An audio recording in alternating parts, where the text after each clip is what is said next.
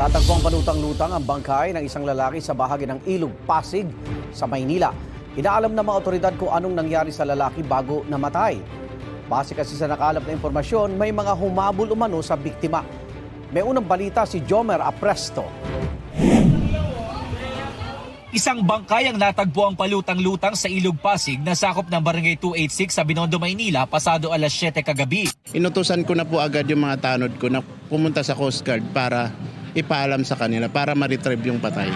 Pagka-retrieve po, pumunta ka agad ako sa PCP para inform sa kanila. And then, agad naman dumating yung investigador tsaka yung homicide. Dahil may kadiliman ng ilog, tumagal na mahigit 1 oras bago tuluyang na-recover ang bangkay ng lalaki. Sabi ng barangay, hindi nila residente ang lalaki pero pamilyar daw ang kanyang mukha dahil dati na siyang itinurn over ng pulisya sa kanila. November 11 last year, tinurn over po sila ng Smart Police from City Hall ng Maynila. And iniwan po sila dito. Involved daw kasi siya sa pagnanakaw ng cellphone.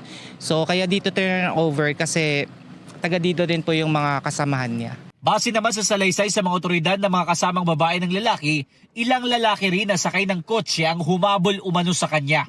Yung isang kasama niya nahuli and then yung isa pa niyang kasama tsaka siya tumalon po ng ilog. And yun, unfortunately, hindi po siya nakaligtas but yung isa po nakatakas. Sira daw ang mga CCTV na makapagpapatunay sa salaysay ng mga babae ayon sa barangay.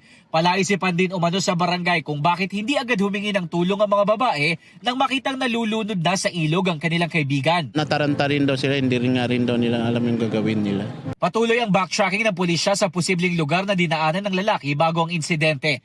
Hinahanap din ang isa pang kasamahan niya na sinasabing tumalon din daw sa ilog para makuhanan ng salaysay. Ito ang unang balita, Jomer Apresto para sa GMA Integrated News.